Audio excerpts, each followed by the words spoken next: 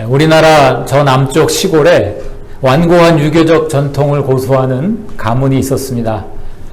이 가문의 종갓집은 1년에 많이 드릴 때는 제사를 무려 42번이나 드리고 적게 드리는 해에도 10번이 넘게 그렇게 제사를 드렸습니다.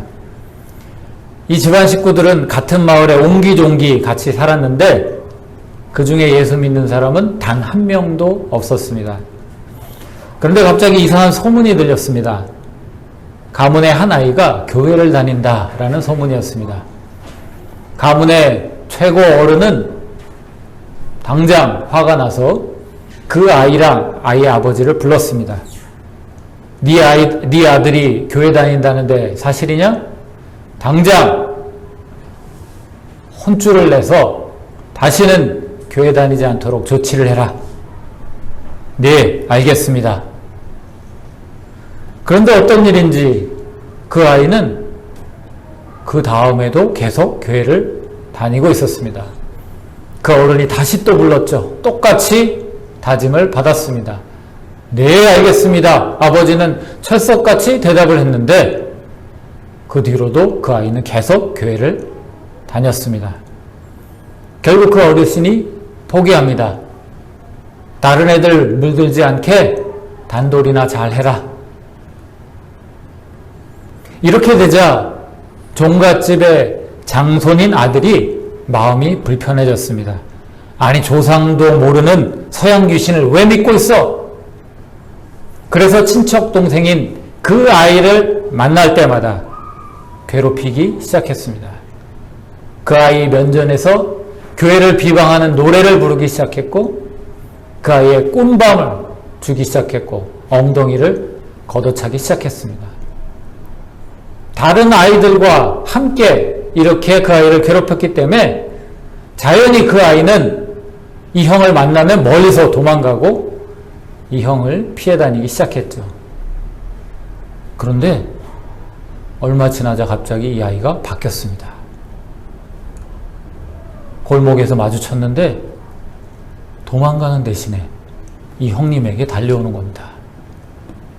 그러더니 이 형이 꿀밤을 주고 엉덩이를 걷어차는데도 형님을 위해 기도하고 있습니다. 이렇게 이야기를 하는 겁니다. 이 장소는 기겁을 했죠. 야, 이놈아! 재수없게 기도하지 마! 절대 하지 마! 하지만 그 이후에도 이 아이는 만날 때마다 형님, 기도하고 있습니다. 이렇게 이야기를 하는 것이었습니다. 무려 이 일이 그 아이와 장손이 자라서 대학을 가고 직장에 가기까지 5년, 6년의 시간이 지날 때까지 계속해서 반복된 겁니다. 세월이 흘렀습니다. 장손이 결혼을 했어요. 그런데 결혼할 땐 몰랐는데 알고 봤더니 신부로 맞이한 이 사람이 예수 믿는 사람이었습니다. 하나님의 은혜로 결정적인 사건을 통해 이 장손이 예수를 믿게 되었습니다. 장손이 예수를 믿게 되자 거기서 그치는 게 아니었습니다. 이 장손의 마음이 뜨거워져서 집안 사람들을 전도하기 시작했습니다. 시간이 오래 걸렸지만 결국 그 가문의 모든 사람들이 다 예수를 믿게 되었습니다. 단 한 사람도 예수 믿는 사람이 없던 그 가문이 이제는 거꾸로 할아버지부터 증손자에 이르기까지 단 한 명도 예수 안 믿는 사람이 없는 그런 가문으로 바뀌게 되었습니다. 여러분, 이 일이 어떻게 가능했을까요? 어떻게 이 일이 벌어지게 된 걸까요? 성령께서 하신 일입니다. 그 가문에 처음 예배자에 나갔던 그 아이, 믿음이 있어서 나갔던 게 아니었어요. 사실은 알고 봤더니 고치지 못할 병이 그 아이를 괴롭혔던 겁니다. 야구하다가 야구 방망이에 머리를 맞았어요.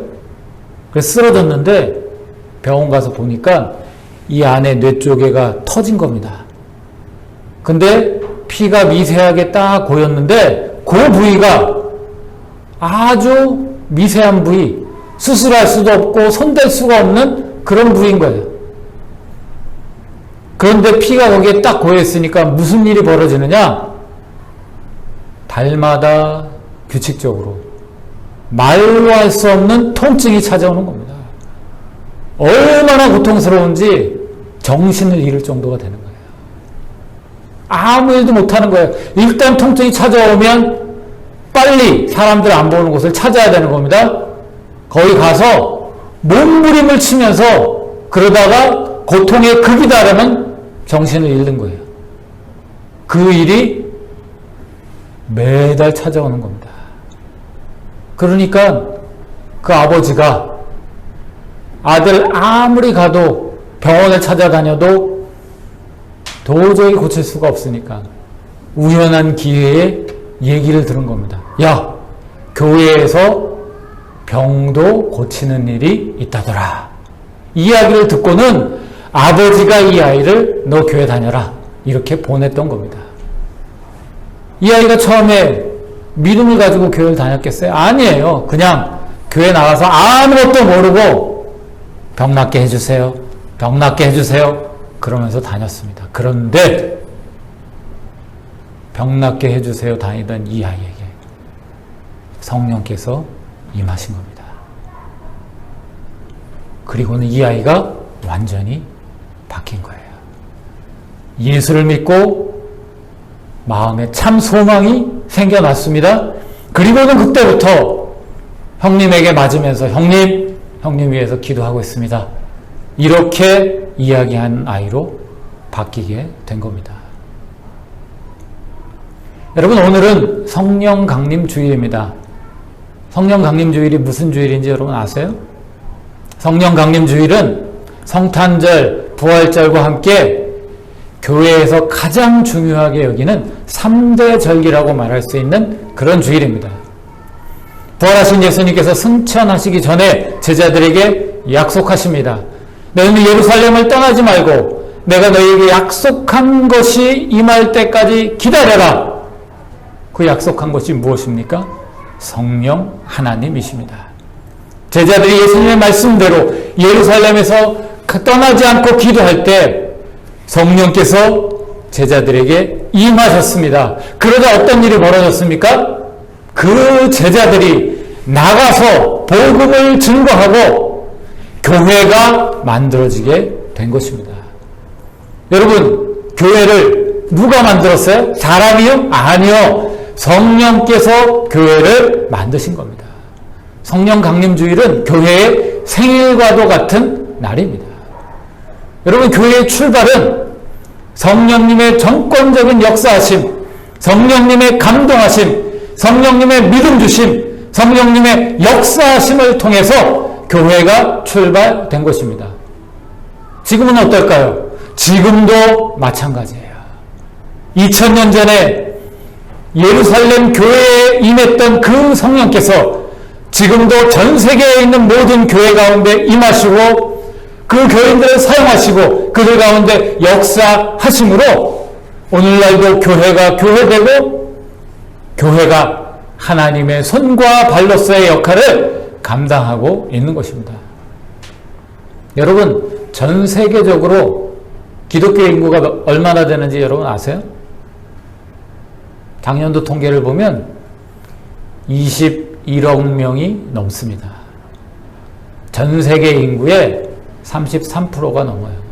아직도 교회의 인구가, 교인의 인구가 전 세계 모든 종교인들 가운데 가장 많은 숫자를 차지합니다. 여러분, 우리는 교회 위기의 이야기를 듣고 있지 않습니까? 우리가 또 체감하고 있지 않습니까? 점점 교인이 줄어들고 교회가 약해지고 예수 믿던 사람들도 안 믿게 되고 교회를 떠나가고 이런 일들이 벌어진다고 우리가 듣고 보고 경험하고 있어요. 하지만 여러분, 이게 교회의 전체 모습이라고 생각하지 마십시오. 교회는 여전히 왕성하게 하나님의 일하심을 통해 지금도 살아서 이 세상 가운데 우뚝 서 있는 것입니다. 어떤 교회예요? 성령께서 역사하시는 교회. 성령께서 함께 하시는 교회는 지금도 후퇴 없이 성장하고 전진하고 하나님의 나라를 향해 뚜벅뚜벅 걸어가고 있다는 것입니다. 그러니 문제는 뭡니까? 교회에 성령이 임하는 것, 우리가 성령을 받는 것, 우리가 성령께 순종하고 성령의 충만함으로 살아가는 것, 이것이 문제라는 것입니다. 성령이 우리에게 임하시고 우리가 성령에 순종하면 여전히 교회는 교회되고 교회는 하나님의 도구로 하나님의 빛으로 이 세상 가운데서 왕성하게 드러날 수 있기 때문입니다. 여러분, 오늘 말씀은 바로 이런 의미에서 오늘날 우리에게 주시는 직접적인 하나님의 말씀이라고 할 수 있습니다. 많은 그리스도인들이 오늘 말씀의 앞부분을 보고 은혜를 받고 감동합니다. 오늘 말씀의 앞부분에 뭐라고 되어 있습니까? 구하라, 그러면 너희에게 주실 것이요. 찾으라, 그러면 찾아낼 것이요. 문을 두드리라, 그러면 너희에게 열릴 것이다. 무슨 뜻입니까? 하나님께 간구하면 이루어질 것이다 라는 뜻입니다. 은혜가 되죠. 힘이 되죠. 우리가 하나님께 구할 게 얼마나 많습니까? 우리에게 궁핍한 것이 얼마나 많습니까? 그런데 구하면 반드시 주시겠다는데 얼마나 기쁩니까? 얼마나 용기가 되는 말씀입니까? 그런데 오늘 말씀에 이 부분까지만 딱 읽고 끝나면 진짜 오늘 말씀이 우리에게 주시는 메시지, 하나님이 우리에게 하고 싶은 그 말씀을 우리가 놓치게 되는 겁니다. 오늘 말씀의 진짜 핵심은 제일 마지막 절 13절에 있는 겁니다. 여러분, 13절 말씀 제가 한번 읽어보겠습니다. 너희가 악할지라도 좋은 것을 자식에게 줄 알거든 하물며 너희 하늘 아버지께서 구하는 자에게 성령을 주시지 않겠느냐 하셨느냐. 여러분, 앞에서는 구하라, 그러면 반드시 하나님이 주신다, 이렇게 아주 명백하게 말씀하고 나서 마지막 결론 부분에서 뭐라고 말합니까? 하나님께 구하면 하나님이 뭘 꼭 주신다고요? 성령을, 구하는 자에게 성령을 반드시 주신다고 그렇게 말씀하고 있습니다. 여러분, 오늘 말씀에 종합하면 이런 말씀입니다. 하나님께서는 구하는 자에게 반드시 성령을 주신다. 그러니 구하라. 뭘 구하라고요? 성령을 구하라. 이렇게 말씀하고 있는 겁니다. 여러분, 왜 교회에 우리가 성령을 구해야 될까요? 우리에게 필요한 게 얼마나 많은데요. 우리가 당장 급한 게 얼마나 많은데요. 왜 하나님께서는 성령을 구하라고 이렇게 딱 결론처럼 이렇게 꼬집어서 우리에게 말씀해 주신 걸까요? 이유는 간단합니다. 성령이야말로 예수 믿는 우리에게, 교회에게 꼭 필요한 것이고, 성령을 우리가 받으면 다른 모든 것을 덤으로 받을 수 있기 때문인 것입니다. 지금으로부터 80년 전의 사람인 토저라는 목사님이 있습니다. 그분은 일평생 교회의 개혁과 참된 교회됨을 위해서 설교하고 싸웠던 그런 분입니다. 그래서 사람들로부터 이 사람은 선지자와 같은 그런 목사다, 그런 평가를 받았던 분입니다. 근데 그 80년 전 분인 목사님이, 그분이 그 당시에 이미 이렇게 얘기했습니다. 거의 대부분의 교회에서 성령은 전반적으로 무시되고 있다. 성령의 임재나 부재는 어느 누구에도 진정한 문제가 되지 않고 있다. 성령에 관해서 간단하게 언급되는 경우는 겨우 송영이나 축도 때에 국한되고 있다. 무슨 말입니까? 교회 안에서조차도, 예수 믿는 사람들 안에서도 성령이 별로 중요시되고 있지 않다는 겁니다. 성령이 무시되고 있다는 겁니다. 대신에 다른 것들이 더 중요한 것, 더 시급하게 구할 것, 이렇게 취급되고 있다는 것입니다. 여러분, 이게 바로 우리의 문제라는 겁니다. 이런 우리의 문제가 얼마나 심각한지 우리가 잠시만 생각해 보면 알 수가 있어요. 여러분, 교회의 가장 기본적인 사명, 하나님께서 교회를 통해 이루고자 하시는 제1되는 사명이 무엇입니까?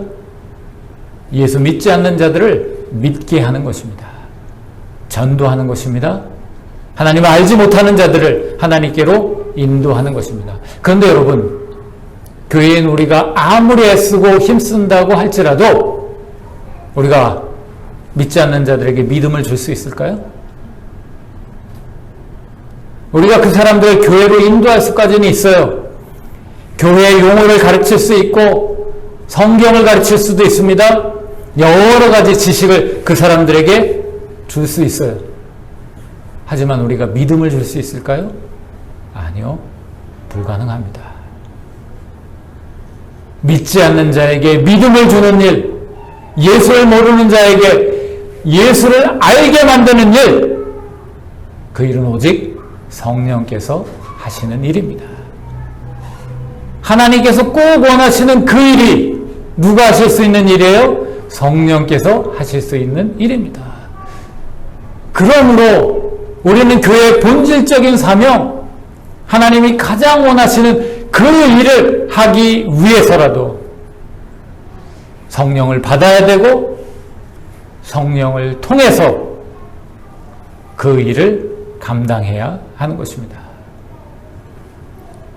사랑하는 여러분, 바로 이런 의미에서 교회된 우리에게 가장 중요한 것은, 가장 먼저 구해야 될 것은 성령을 구해야 되는 것입니다.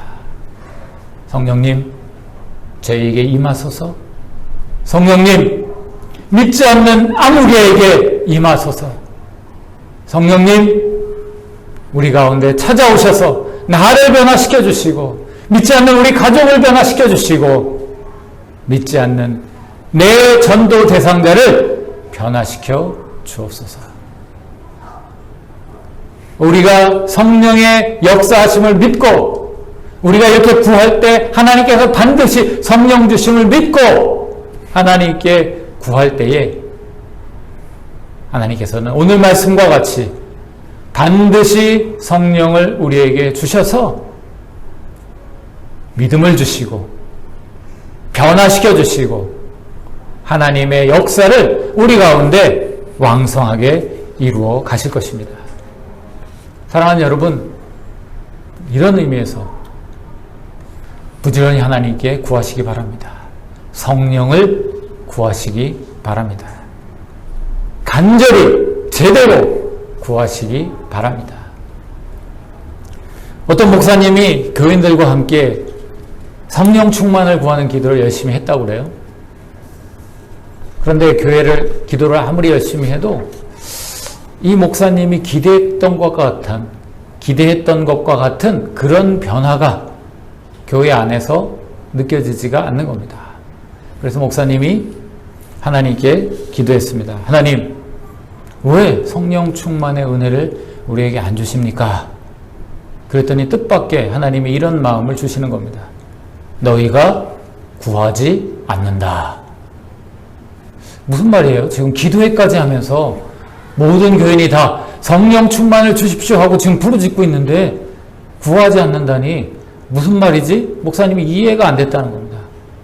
그런데 얼마 뒤 한 사건을 통해서 깨닫는 바가 있었다는 겁니다. 시간이 얼마 뒤에 그 목사님이 교회에서 정기적으로 있는 기도회를 인도하고 있었어요. 그런데 평상시 겨우 주일에만 나오던 남자 집사님이 그 기도회 뒷자리에 와서 앉는 겁니다. 목사님이 속으로 얼마나 기뻤어요? 이야, 저 집사님까지 교회 오는 거 보니까 진짜 부흥이 임할 것 같다. 그래서 열심히 기도회를 인도했습니다. 근데 다음날 그 집사님이 이 목사님에게 전화를 한 겁니다. 목사님! 융자가 나왔습니다. 이게 무슨 소리야? 목사님 어리둥절해가지고 얘기를 들어봤더니 이런 얘기예요. 그 집사님이 자기 전 재산을 털어서 사업을 시작을 했는데 마지막 잔금을 치를 때가 다 돼가지고 융자를 주기로 했던 은행에서 갑자기 융자 못 줍니다 하고 통보를 한 거예요. 얼마나 혼비백산했겠어요. 다른 은행들을 막 불이 나게 다니면서 융자 얻을 수 있는지 대출 신청을 다 했는데 다 거절이 되고 딱 한 은행만 내일 혹시 다시 와보십시오 이렇게 이야기를 한 겁니다.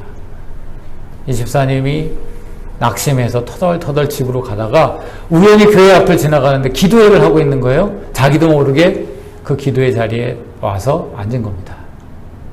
그리고는 앞에서 교회를 위해서 기도를 하든지 나라를 위해서 기도하든지 환자를 위해서 기도하든지 이 집사님은 뭘 위해서 기도했을까요? 융자 주세요. 하나님 융자 주세요.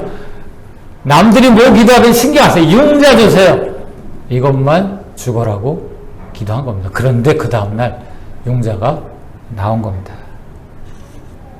목사님이 깨달았죠. 하나님께서 우리에게 구하지 않는다. 너희가 구하지 않는다. 라고 말씀하신 게 바로 이런 의미구나. 우리가 하나님께 입술로는 구하는 것 같았지만 정말 이러한 갈급함으로 모든 것을 다 잊어버리고 여기에 올인하는 그런 구함이 없었구나. 사랑하는 여러분, 아마 여러분도 성령을 구하는 기도를 하셨을 겁니다. 지금도 하실지도 모르죠. 또 믿지 않는 여러분의 전도 대상자, 여러분의 가족을 위해 지금도 기도하실지도 모릅니다. 여러분, 기도하시되 하나님이 구하는 것이라고 여기실 만큼 그렇게 구하시기 바랍니다. 하나님, 저에게는 이것만 필요합니다. 저에겐 이것이 전부입니다. 이런 마음으로 구하시기 바랍니다. 여러분이 그렇게 하나님께 구할 때에 하나님께서는 여러분의 그 구하는 것을 들으시고 약속하신 대로 반드시 성령을 여러분에게 주실 것입니다. 믿지 않는 여러분의 가족에게 성령을 보내셔서 믿음을 주실 것입니다. 하나님의 놀라운 구원의 역사를 여러분의 그 기도를 통해 이루어 가실 것입니다. 오늘 말씀은 우리에게 반드시 구할 것이 바로 성령이라고 말씀해주고 계십니다. 다른 기도의 부수적으로가 아니라 성령을 최우선으로 구하는 한주교의 모든 성도들 되시기를 주님의 이름으로 축복합니다. 기도하겠습니다.